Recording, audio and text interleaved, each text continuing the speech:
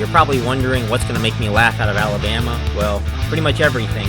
But us, no, we don't have to follow those rules. We're the good guys. Could be worse than being a human Cheeto.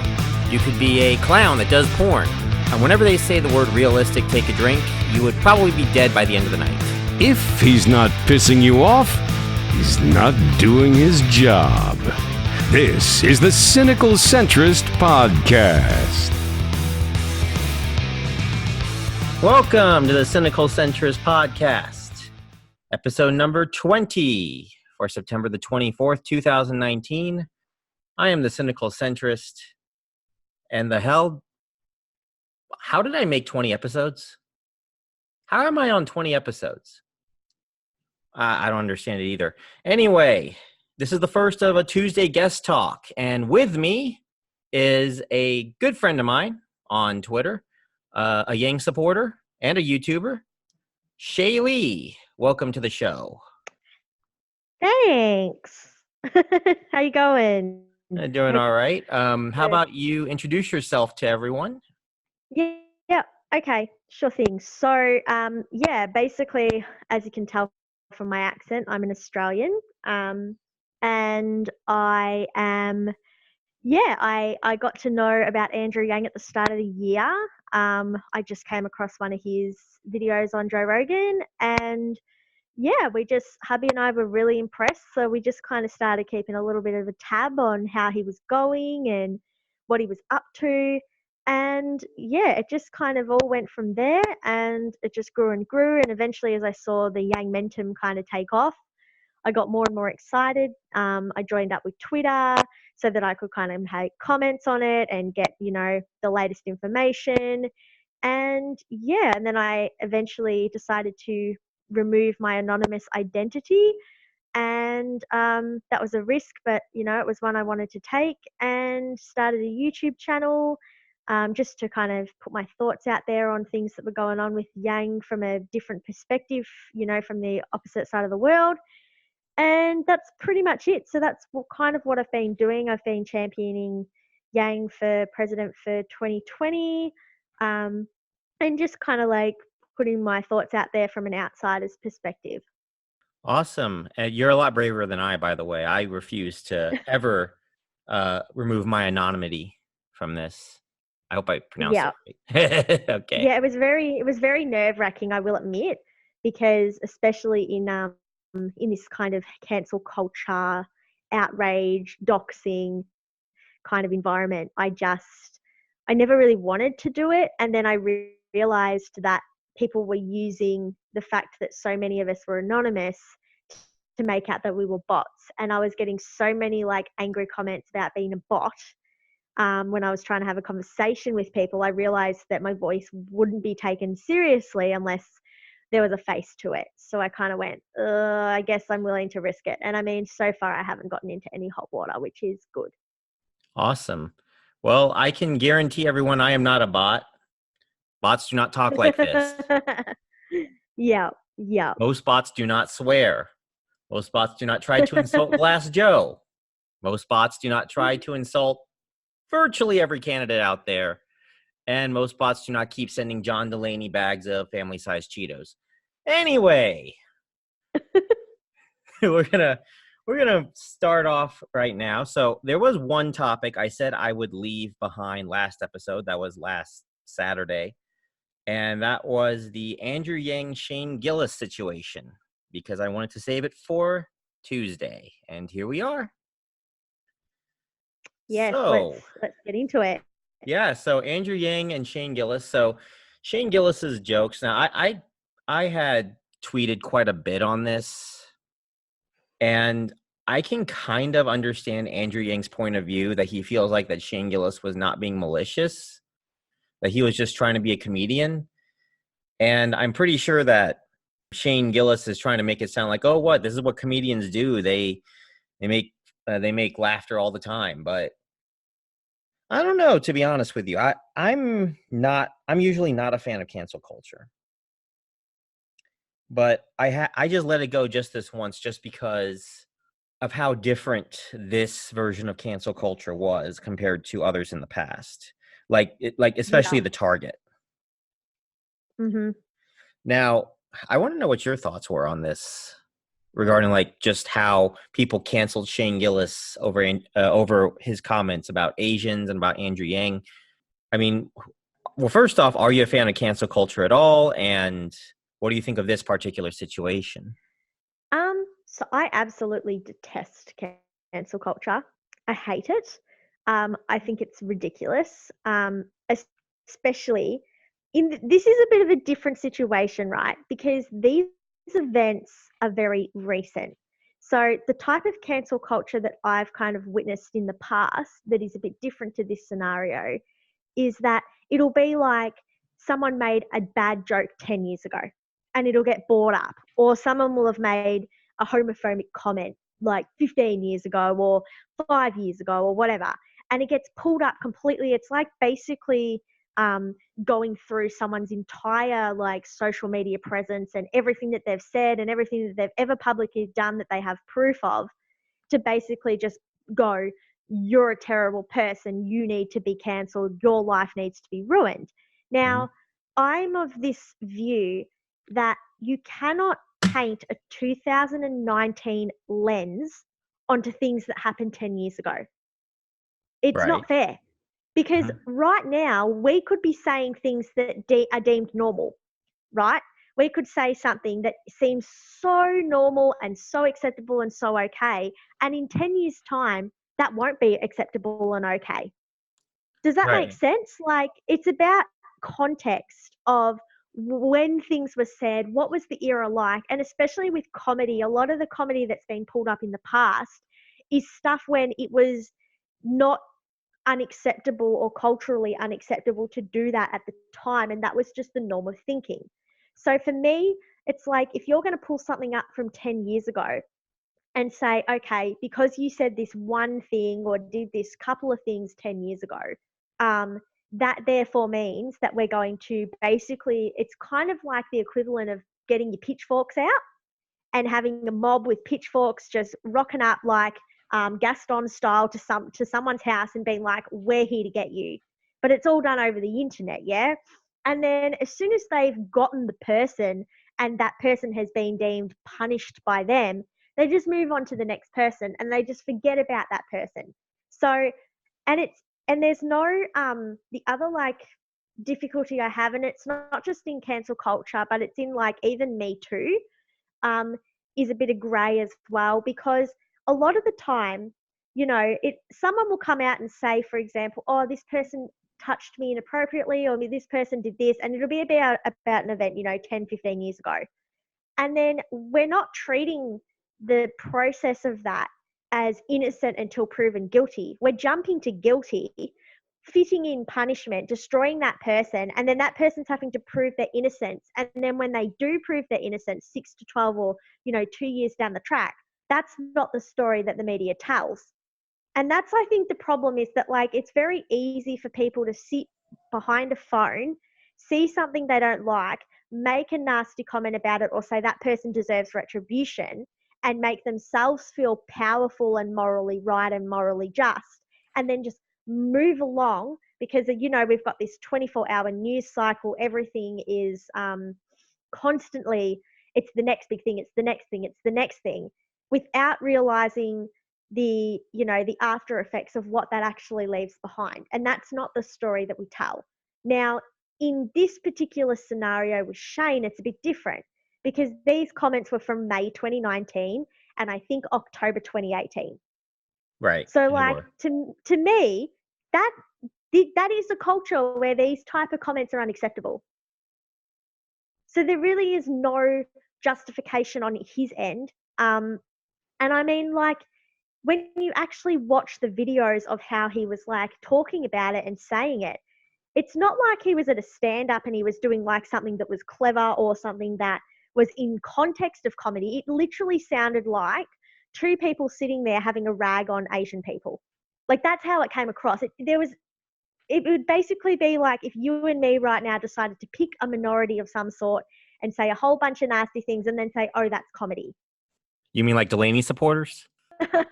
Yeah, I don't know, like whoever, but that's the thing. Like when you watch those videos, it's like two people making a podcast, And just because you've slapped comedian on yourself doesn't mean that you can just have a conversation. Like, I could say I'm a comedian and I could do stand-up comedy. And then in my own, like, I could be having a conversation with someone and say horrible things. But just because I do stand-up comedy doesn't justify those horrible things that I say to that person outside of a comedic context. Does that make any sense at all? No, it makes sense. It does actually. I admit I felt a little guilty, feeling like, because my reasons for letting it go were a little bit different from it being just different Yeah. from cancel culture in general. It's because normally when we deal with people who are canceled, they're canceled for saying homophobic remarks, racist remarks against Black people. That's usually the two biggest ones, although I've seen one as well Yeah. regarding racist remarks against Hispanic people. You almost never, actually, no, up to this point, you never saw cancel culture stand up for Asians. Ever. Yeah. And this was Yeah. the You first don't time see a that lot this. standing up for Asians, to be honest. Right. So for me, and I had been one that I had said from back in the beginning, I felt like US society in general, now I know you live in Australia, might be a little bit different where you are, but here in the United States, Asians, especially the men, although women have this issue too, are very much marginalized in American culture. Yeah. And it's very difficult for people to see that. Like, any sort of racist remarks I see get overlooked or sometimes even encouraged by the very people who want to talk about ending racism in the country. So Yeah, see, that's my beef and my difficulty with it as well. mhm. I understand that sentiment completely. Right. And one thing that I hate more than anything else is double standards. Yeah, And so do I I. can, right. And so, well, if you're someone who is politically more on the center side, I think we're just kind of grounded to things need to be fair. It needs to Yeah, we need to see that, if there's a double standard, we're going to hate it and we're going to hate that side for it. But so for once, when I see these same people defending Asians and this guy's comment on Asians, I'm like, wow, are these people coming around? Are we finally seeing kind of a turnaround in this kind of culture? That's when I had to start thinking to myself, like, let this go for once, even though I am vehemently an opponent of cancel culture. And I find it very much the opposite of what a democratic government should be run like, and it's mob mentality and selective outrage. For once, the ugly, twisted head of cancel culture is working in the favor of a minority that it usually looks down upon. yeah. So I have to say, good work on their part for that. But I will say, if it becomes more of a regular thing, I'm going to complain about it just like the rest of them. So. Yeah, look, it's interesting because, like, I think that looking from the outside inward into America, that's very obvious to me. Because I'm not an Asian American, I can't understand the mechanics of why that might be. But I kind of, it's going to sound really bad, but I think that there are some inherent subconscious biases towards Asian people in general, because we automatically associate all Asian people with communist China. We also lack the ability to distinguish different Asian groups from each other. And throughout our culture, we have basically put all Asians into the same basket. So basically, you could have someone who is a Caucasian person looking at a variety of different Asians from different countries, and they'll only see Chinese. And then they'll only paint that person with the brush of communist China. And because there's so much, especially in America now with China and the tariffs and Trump, Oh yeah. it's painting all the Asian Americans as Chinese, because like that stems back to a lot of the the really, really dark racist stuff against Asian people, like to do with like in the 90s and the 2000s and probably earlier than that, where it was all like, oh, you all just have slanty eyes and you all just look the same and you're all smelly and you're all dirty, and it's really nasty stuff. And I don't think that we're past that yet. I think we're not as obvious. And like the African American community, are a lot louder. They fight with a lot more bite. And it's not really like the Asian community has kind of just taken it on the chin and rolled with it. And they've gone, well, we're going to try and, garner success in different ways.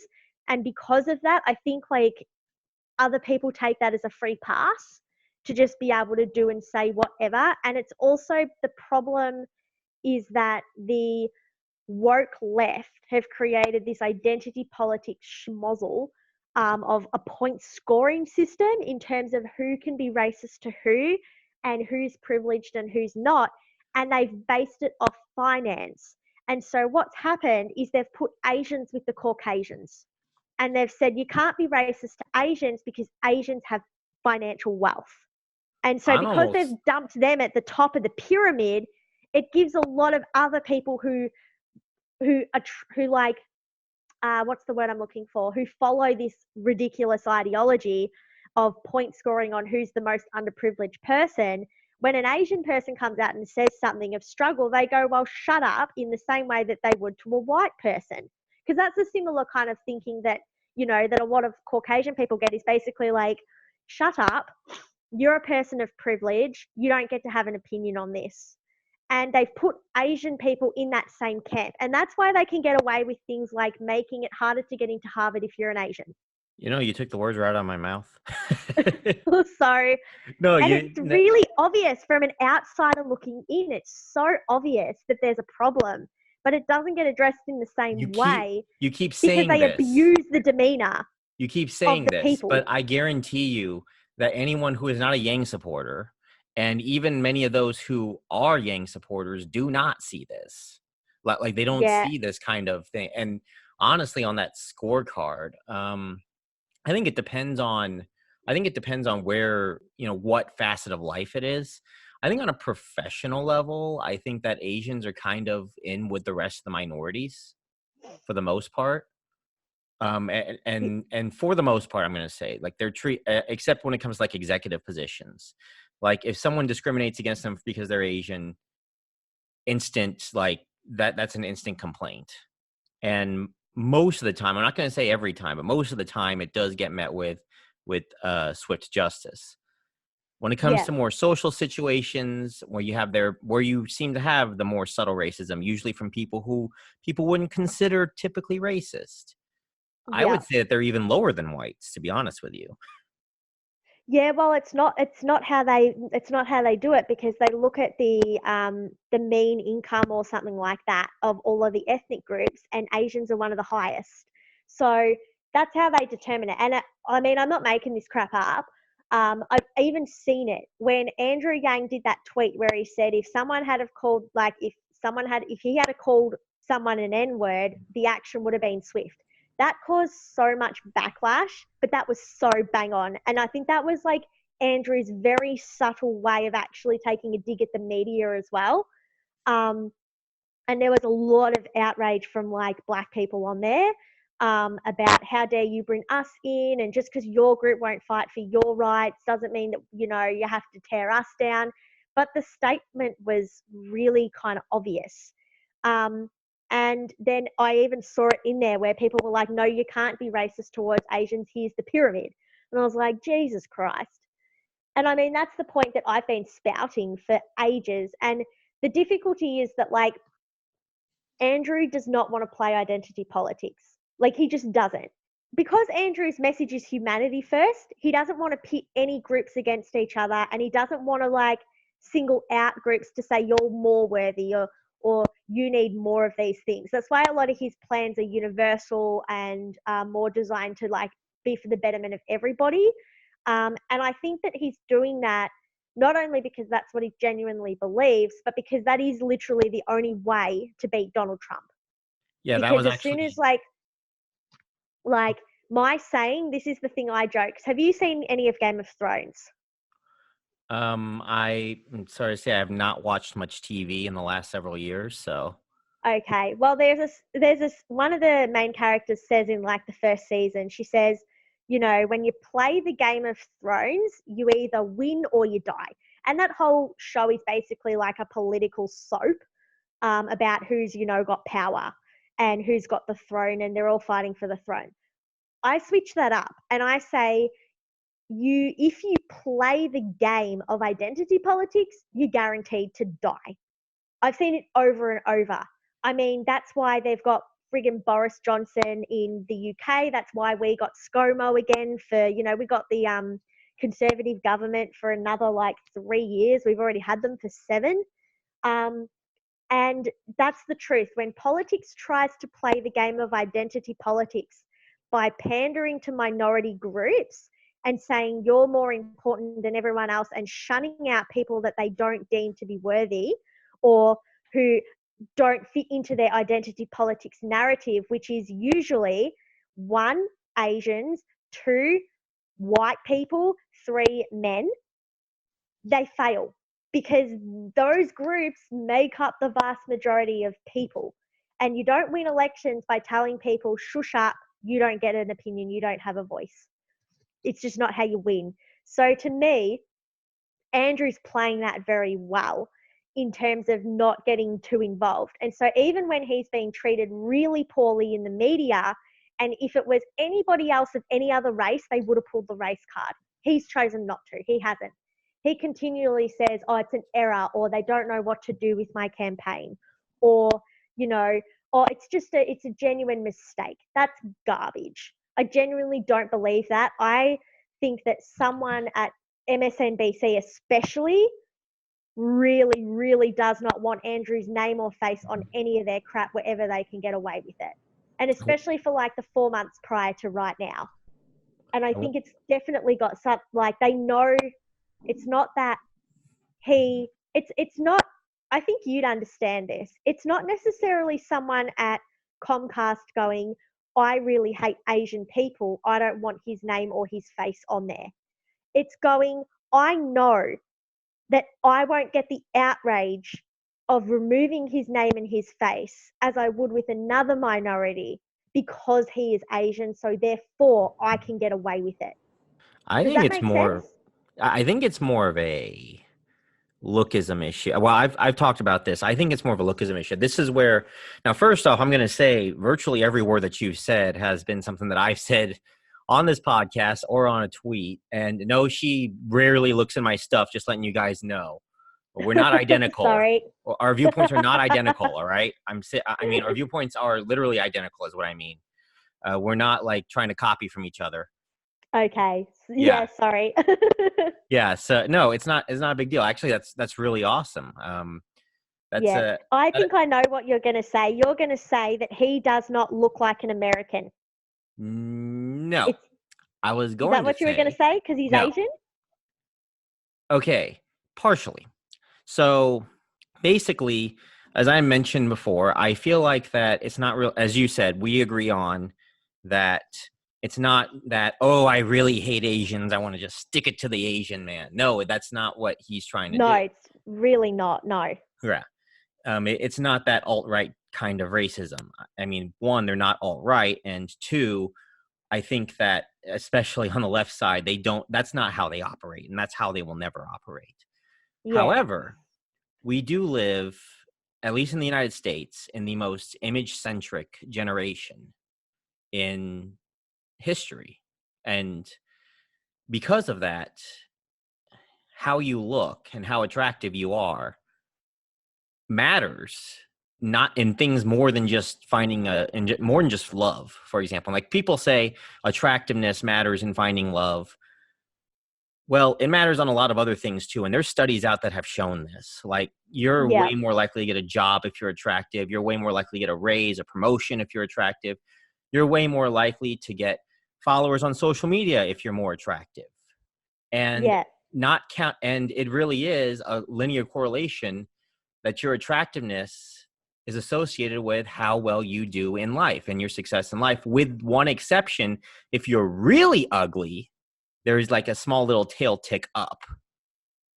Okay. Yeah. So I mean, there's that correlation there that, the more, the more attractive you are, the more successful you become, the less attractive you are, and the opposite, with that one exception. Yeah. I wonder if there's a biological element to that at play. Some people say that there is, but I don't really want to get into that because really a lot of that stuff gets into like the manosphere and a lot of misogyny that I really don't want to touch at because I do feel like Yeah, that yeah, some of it is also I feel like a lot of them are also in the wrong on that, but it's yeah. not. But I mean, there's a shred of truth in there. I feel like, Yeah, it'd be a and mixture of biology and constant reinforcement of what is attractive based on right. media. And in Andrew Yang's case, I know a lot of people have been tweeting counters to this, but he is not objectively an attractive man. He's not. From on a scale of 1 to 10, if you asked 20 girls on the street who don't know this man, just look at the picture and rate the guy from 1 to 10, which I did, by the way, while I Yeah, was on my vacation. I actually did this as an experiment. His average was actually a 3.85. yeah. So yeah, so yeah, he's not exactly very attractive. I think the highest score he got was a 7 from one person, and then he got like no higher than a 5 from the rest of them.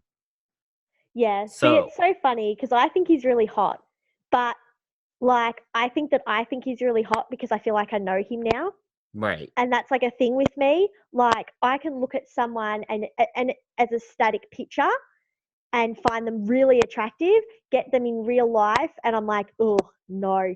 And it's the opposite as well. I can see a picture of someone and be like, oh no, that's not really attractive. But then when I see them in real life and I feed off their energy and I kind of get an idea of like their movements and their voice patterns and all of that, then I can see them as really attractive. So I personally think he's a hottie, but I'm biased because I think he's just a beautiful human being and that radiates to me. And that's why I find him so attractive. But I do understand what you mean. Like if I didn't know him and I never heard of him, never met him, never seen him, then I probably would put him in to the like mid kind of area. Like I wouldn't say that he's like unattractive, but I wouldn't say he's like, you know, a George Clooney or a Nicholas Hoult or a one of those other like absolute hotties from Hollywood. yeah, and Yeah. it was a way to get me to talk to 20 women too, which was a scary experience, by the way.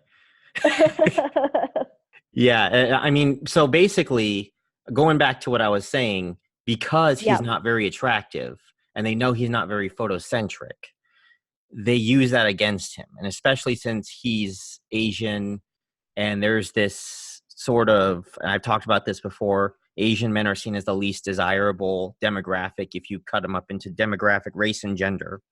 I think that it's not just dating that where Asian men have that problem, which, like I said, that goes into an entirely different topic that I will not talk about on this podcast. Yeah. I'll complain about in tweets here and there, but it does affect other parts of life as well. And I know people will say, well, then how come Asian men are the most successful then if their attractiveness is getting in the way? 2 factors. One, they work really, really hard. Yeah. I was told by my Asian friend, he heard from his mother when he was a kid. He has to work 5 times as hard to get the same result as his friend who was white, next door neighbor. And he Yeah. said he definitely felt like he had to work 5 times as hard, or at least 4 or 5 times as hard as him in order Yeah. to get to where he was. And 2, a lot of them are actually not being as successful as they think that they are. Like a lot of them are suffering from mental illnesses that come out with the pressures of their life, and Yeah. it's something that doesn't get talked about very often because we're still stuck in these stereotypes. Yeah. I mean, talk about one person, and I despise this guy. There was a really famous guy who, well, he became infamous, I should say, for killing a bunch of people. And this was about the time that I was dying in the ER of my Crohn's complications, finding out about it after the fact. A half Asian by the name of Elliot Rodger. Have you heard of him? No, I haven't. Okay, I think he was a guy from California. He's kind of, they call him the father of the incel movement. He shot up, I think he shot up some women or something, and then turned the gun on himself and committed suicide after the murder. So it was a mass murder suicide Yeah. incident. Okay. And it's kind of Yeah. like sparked this whole bunch of people talking about the incel movement later on. And there were a couple others as well down the line. And all people see is like, oh, these people are evil or whatnot. And they don't see them as not just, bad intentioned people, but also people who are very troubled as well. And people don't talk about that we need to fix, these mental health issues. They only talk about, oh, these people are bad. And they give a bad image to others of their ethnicity because this is all people see, up to a point now where on Reddit, half Asians in general, actually half Asian men in general, have a reputation for being crazy serial killers. Ugh. Yeah. Okay. Yikes. So that's the reason. No, that's not good. Yeah. So that's why I'm saying image is everything. Lookism is everything now in this world. Like, I feel like the only reason why Pete Buttigieg is even still in the polls after scandal after scandal after scandal that he's been in South Bend is because he looks so good. Yeah. Did you see the picture of him when he's young, though? No, I did not. You should look at the pictures of when they were young. Okay, Pete Buttigieg, young? Okay, I'll do that. Yeah, someone on Twitter, someone did there's someone who's going around with I can't remember who it is, but there's someone on there. I'm sure if you tweet it out to the universe, someone would tell you, because that's how I generally find things out. I just tweet a question and I get 10 Yang Gang people to answer. And it had pictures of all of the candidates when they were young, and Pete Buttigieg was this little chubby-faced kid, and it was so funny. And then, what's that Beto guy? He looked like someone who'd chop you up and put your liver in a jar. He looked really intense in his. But then Joe Biden was absolutely deliciously good looking, and so was Bernie Sanders. Oh my God. Oh my God. I think this is Pete Buttigieg's picture as a kid. Did he have glasses? Yeah. Yeah. Oh, geez. So he looks like glow up on that one. Future president of the chess club. But yeah, it's funny. But yeah, no, I do get what you mean. And it's also it's that combination of the appearance, and also the fact that because his appearance does seem Chinese, it really, really annoys me. I think you've probably seen me beef about this a few times on the internet. It really annoys me when people call Andrew Yang Chinese instead of Taiwanese. It really gets my bees in a bonnet, because I'm biased because I've been to Taiwan. I went to Taiwan last year, and it's one of my favorite places. And I was over there when the dictator-y dude of China decided to write the law that he could never basically be booted out, he'd be able to rule until his death. And I kind of firsthand saw in Taiwan how distressing that was for a lot of the Taiwanese. And it became really clear that they had their own culture, they had their own democracy, their own way of life. And it just really annoys me when people are so lazy that they can't even understand the basic of, that just because Andrew's an Asian doesn't just automatically make him Chinese. And then it's just a double blow because of all of the stuff that's going on right now with China and Hong Kong and Taiwan. And it's all really scary stuff. And so it just kind of feels like a double slap, if that makes any sense. It just makes me really mad. I have these issues with people who like to call all Asians Chinese. I actually, my going back to my Asian friend, he's Korean actually. Yeah. And he got called the CH word once here and there. He doesn't even look Chinese. And that's what I mean about the racism against Asians, is that they're so lazy that, and there's no acknowledgement that, that there's different groups and different countries, and it's just literally painting everyone under that Chinese banner as a justification for giving them shit and being horrible. It's just bad. So I'm curious now. On that. Yeah, though I'm curious. Identity politics is such a huge deal in the U.S. and I've talked about en masse now, especially in this episode about how like we have a sort of a subtle Asian racism going on in the United States, and Andrew Mm-hmm. Yang's kind of feeling the effects of it. How's it like in Australia? I'm just really curious about that. Oh, it's really interesting. Okay. So Australia is different in that we have a lot smaller population than you guys, and we have much smaller immigration. We have a pretty brutal immigration kind of policy. We've had people locked up on an island for 7 or 8 years now. Um, and it's really hard because like I'm very central on the issue in terms of like I don't really agree with the conservative perspective and I don't agree with the left perspective either. But basically, if I give you a bit of a history, so what generally happens is we are scared and afraid of whoever the latest immigrant group is.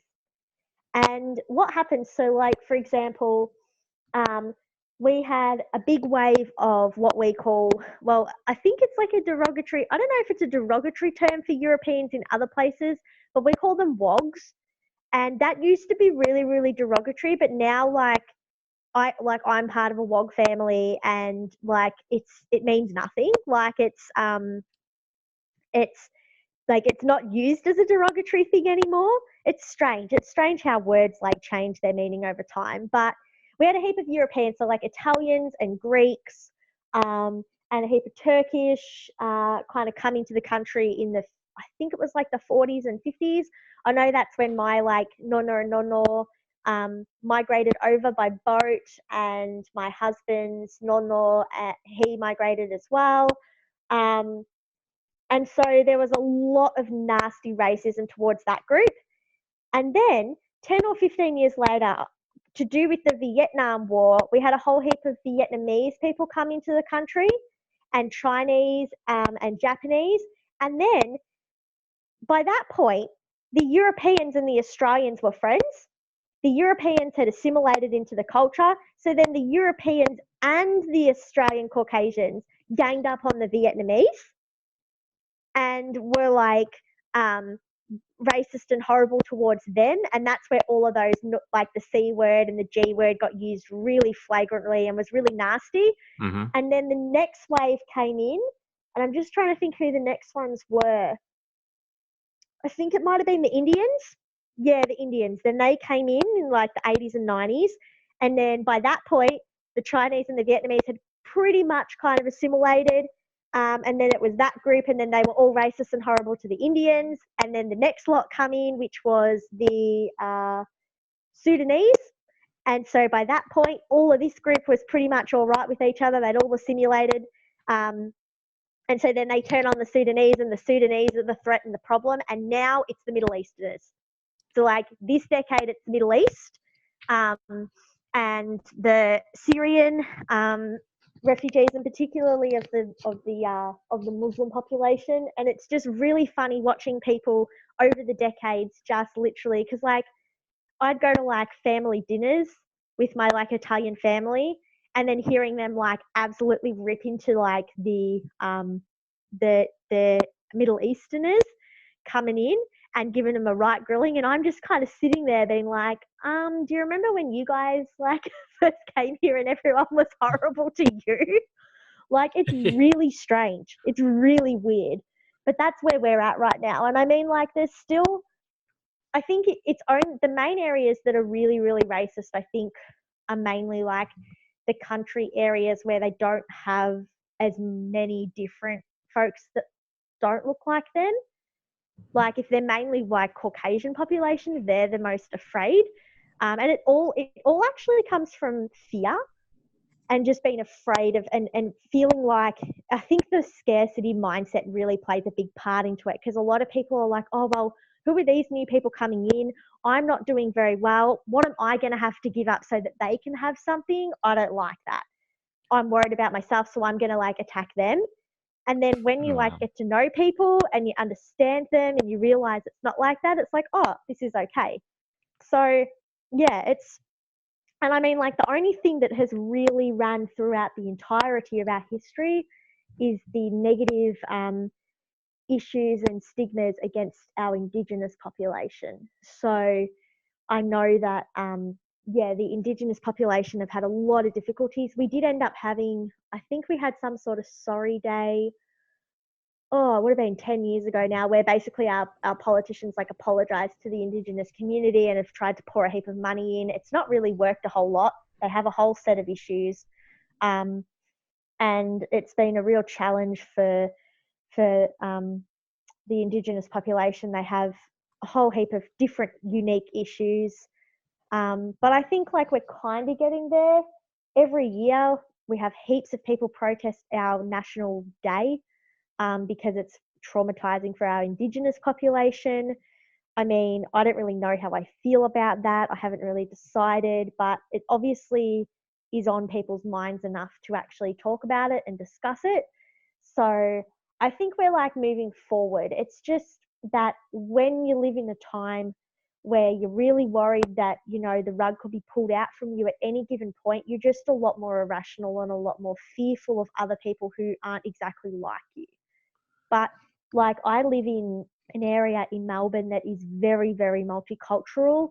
It's got one of the highest populations of Muslim people in Australia. And honestly, like I've lived here for 4 years and I've never really had an issue with anything. Like I've never seen anything that's been really horrible or, you know, these people have been terrible in my community or anything at all. It's literally like people just go to the shops and they just go about their business and everyone just is kind of generally polite and civil. And everyone's just a person trying to go about their day. And that's how it really feels. Like, I think that the internet can like make things seem a lot worse than they actually are in some ways, especially with like, here in Australia, like I can get really caught up in, you know, all of these issues. And then I kind of just go and live my life out in the world. And I'm like, oh, hang on a minute. You know, we're actually all getting along pretty well here. Like my neighbors are really multicultural, don't have any issues with them. Like we all just kind of go about our business. It kind So of yeah, sounds like the United States in a way, in a nutshell, what you're yeah, talking about. Like literally what you were talking about with like, oh, we're picking on this one race and then we're picking on another race and we're picking on another. Is like in this country, we're kind of the same way. Like we yeah, always need this kind of target to hate. And it's, yeah, it bugs me. yeah. It's very annoying. And then it's funny watching the target who was the person that was hated then turn around and hate the next lot. That's what gets me. That's why I find it so like funny.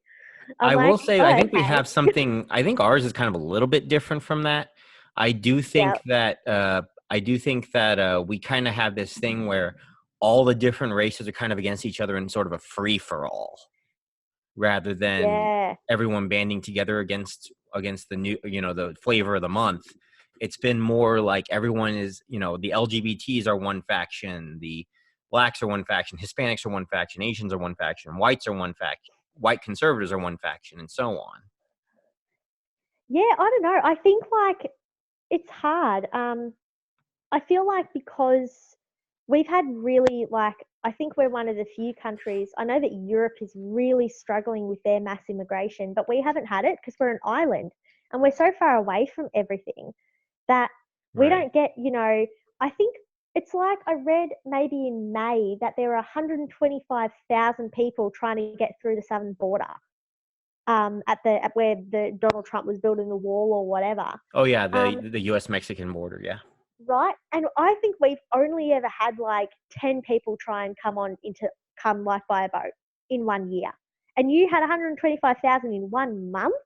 Like if we had 125,000 people just rock up on the Australian shore, like, whew, like that would be really difficult. And the thing that like, when it comes to immigration, we have had really like low numbers. But what generally happens, and like this is just my view, is that when you have like immigration's really good when you do it in steps and when you give people time to assimilate to the culture. The problems I think they've got now is that because it's mass immigration and you've got huge swaths of different cultural groups all immigrating to one place that has a different culture to them, but in such a high number, you don't feel the pressure to assimilate as much. Whereas in Australia, you know, like you might come over and it might just be you. or it might be like you and one child or whatever, and then you're on your own, you're on an island, there's nowhere to really go, and you get forced to like have to kind of get help and to kind of get to know your neighbors and to kind of assimilate into our society.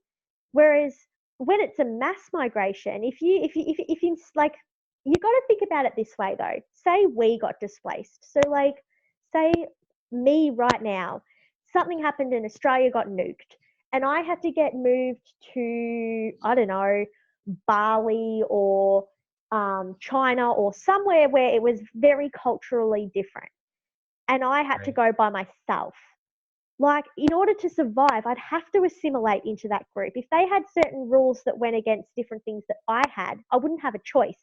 But if I went, my hubby went, all my friends went, all of my family went, and, you know, thousands of us all rocked up, and then the government just said, okay, you just do whatever you want. Like, we're going to keep you all in one little small enclosed, like, area. I wouldn't want to, like, assimilate to what they do. Like, if I've got all my family and everyone and we have a way of life and we go somewhere else and we basically grab all of our like principles and perspectives and just a whole group of us and we're all together and we're not being forced to actually like work with other people who are different to us, why would we change? So I kind of like, I understand why, like, there's, especially in America, you have like, because you're such a larger population, so there's so many more of you. And I imagine that you'd have areas where like it might be a whole town.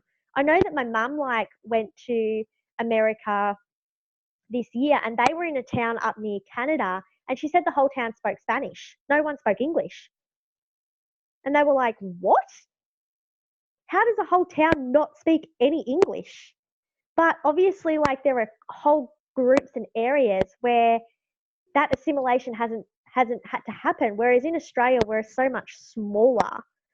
And the migration numbers have been so much smaller that everyone's kind of like, you do have little pockets, like, you know, there are little suburbs where you know that a whole group of a particular minority might live there and have their like restaurants and their shops and all of this, but they still even then have assimilated better. Does that make any sense?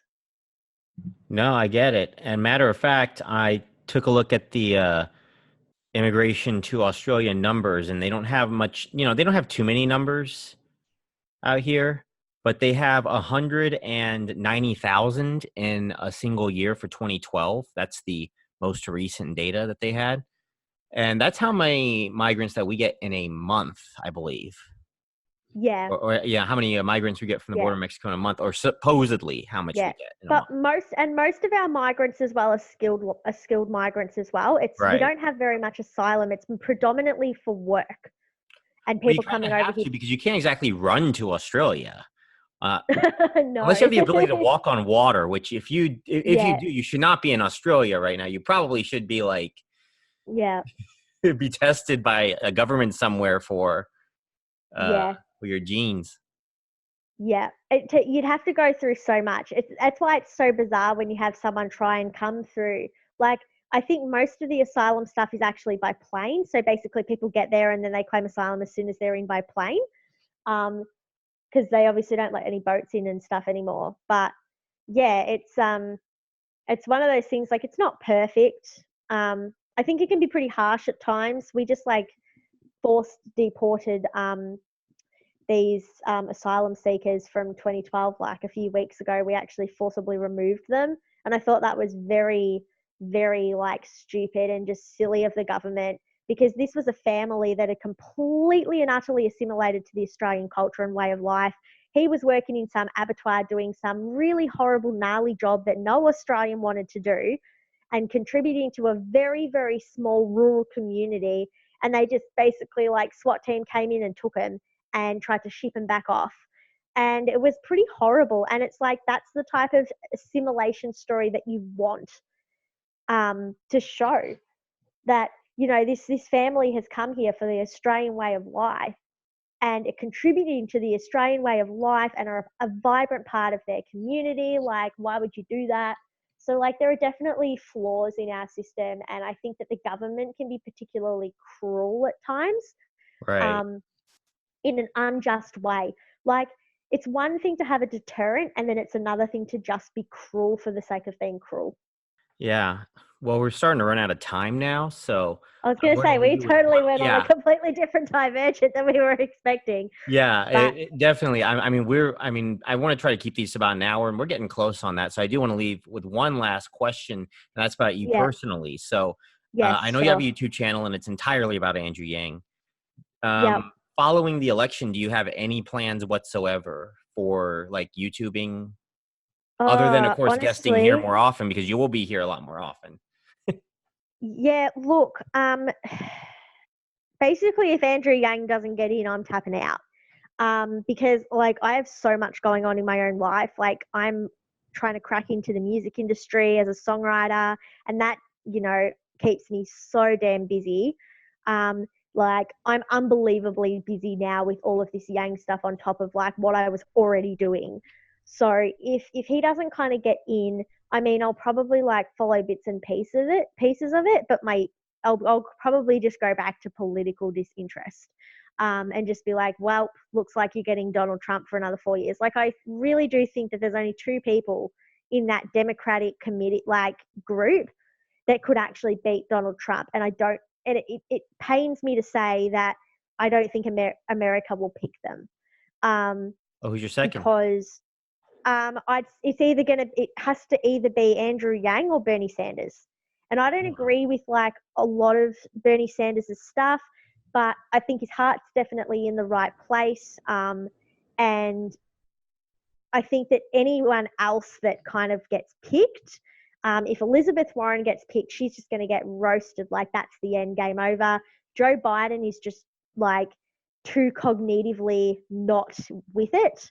I really think that Joe To Biden run is for going to die office. on the campaign trail. I Yeah, really do. it's just I feel bad he for him. just honestly, he is more. My grandfather's 95 years old, and my grandfather is more articulate and switched on than Joe Biden. Yeah. Like he's declining in his Yeah. cognitive ability. So I think he needs to just retire and spend quality time with his friends and his family, because it's just going to kill him. I think Kamala Harris isn't. She's horrible. I can't stand her. She's just, yeah, I think she's the one I like the least. And yeah, I don't really know anyone else in there. I do like Tulsi Gabbard. I like when she roasts Kamala Harris. I kind of just want Tulsi Gabbard to get on the debate stage so she can just roast Kamala Harris again, or roast Elizabeth Warren, because that basically, Tulsi Gabbard essentially like destroyed Kamala Harris's whole like trajectory. Because if you actually look at her trajectory, like she did so well. When I watched the first debate, I was like, I bet you she's the one that they pick, because she's a person of color and she is a woman. Oh So my God, I that's thought like the same double thing. tick, double whammy. They're going to go for her. And then it's the second that second debate came out and Tulsi did that, and she couldn't respond to that, it was game over. It was like they abandoned ship, and she has Right? just Yeah. nose bombed the whole time ever since. I think she had a chance to Like bounce back in the third debate, but like I said, she was talking like a drunk aunt. she was high as a kite. She had some heavy relaxants or something. Yeah. The thing with Kamala is I have no idea what the hell she's on about at any given time. Like she can't answer a question at all. She just talks about herself and all the great things that she thinks she's done, and that's it. Like, or she just makes up a really stupid pun about Donald Trump and about, you know, we got to beat Donald Trump. Like Yeah. nothing that she says is of substance. Like I don't agree with 100% of Andrew Yang's policies, but I at least know where I sit. And even Bernie Sanders is the same. Like you at least know, right, this is the person, this is what you're going to get with that person. I don't trust a word that comes out of Elizabeth Warren's mouth. Who knows what you're going to get with her? Probably a little DC puppet. Like, but yeah, so please, God, get Tulsi on that October stage, because she's very good when she talks. She's very, very good at just Yeah, she only cutting needs one more people. poll. I'm just saying, she only needs one more poll. Matter Yeah, of fact, why are we saying that? This is like 30 polls later. Like, I don't understand how she's okay, not in it. Like, so there's a list of what they call a Democrat qualifying poll, like a yeah, poll that comes from what people consider a major news organization. So if you see something that says Fox or CNN or NBC or Wall Street Journal, that's kind of a guarantee that that's going to be a qualified poll. There's also a couple other university polls as well. I can't really list them all out. Yeah, no, I know. But But yeah, it's every called time DNC a poll qualifying. comes out and I see Tulsi Gabbard at 2%, and I'm just like, is this the poll that qualifies her? No. Is this the poll that qualifies her? Yeah, I feel like a broken record. It's honestly, I feel like that they should have like DNC qualified poll on this right here, and someone should have like a list of all the DNC qualified polls, and it would show them on that. I'm actually of the opposite view as you, almost the opposite view as you, that I think that virtually any candidate, any Democrat candidate on paper should be the favorite to beat Trump, except for, and this is because of the third debate, except for 3 people: Kamala Harris, Pete Buttigieg, and Beto O'Rourke.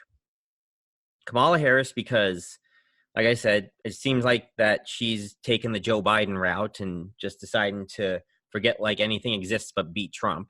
Trump bad, Trump bad, Trump bad, Trump bad. Pete Buttigieg, because he's been getting hit with major scandal after major scandal, and especially with this latest one with the firing of South Bend, Indiana's first black police chief. Woo! Yeah, that's not looking good for him. Still around after that? That is amazing. Yeah. The mainstream, that's the power of the mainstream media, I'm telling you. And Beto O'Rourke, because he says, hell yes, we're coming after your guns, made it a shirt just to get, just to kind of hit the point home that he wants to lose to Donald Trump that badly. Yeah, I 100% agree with that. As soon as he said, I want your AR-15 or whatever, and I'm like an Australian, I've never had a gun. So, like, it's a very different culture, though. Like, right, it is. So I understand that it's a complexity. Like, you can't just go, oh, Australia got rid of their guns, so we can get rid of ours. It's like, no, we didn't have it in our constitution that you had guns. We didn't have, just regular civilians and homeowners all owning guns. Like, you guys have more guns than you have people. We've never, ever had anything like that. And it's so inbred into your culture. Like, it's how I feel when they say they're going to get rid of that they're going to, like, because I know when Labor came in, they said, like, in my politics, they said, oh, we're going to make all electric cars. Everyone's going to have an electric car by 2030. Like, have to. And I was like, but electric cars are like worth $50,000. Like, I don't have that money. And then, so a lot of people were like, oh my God, like that's, and I felt like protective of my car. Like, people feel protective of things that have been a part of their life for like ever. And that's why change is so difficult. And so with the gun stuff, it's exactly the same. You guys have had it around since forever. You can't just be like, oh yeah, we're the government are going to just rock up at your door and be like, here, take your gun, because people don't trust the government. So they just think, oh, if I give you my gun, you're going to shoot me in the face. Like, it just isn't going to work. So he's out. He's kaput. I don't see him going much further either. I don't see Julian Castro going much further. Especially because like of that attack on Biden, which was perfectly like justified, but still like it's funny, they're more than happy to attack Trump for anything under the sun, but they attack one of their own and it's so ageist and horrible. Like they use the same tactic on Trump. Like well, the Democrat primary is supposed to be preparation for the real election, which comes up around the summer of next year. So so anyway, I think that's the end of our thank you, Shalee, for appearing here on the first ever guest talk. No worries. I hope it wasn't too boring. No, I don't think it was. I don't think it was. Direction. And you'll definitely be back. And we will be back with another Tuesday guest talk next month. I plan to have the second one on October 22nd. We'll see what happens there. And that's pretty much it, everybody. So, all right. So, see so, just remember, everyone, if I'm not pissing you off, I'm not doing my job, and I will see you on Saturday.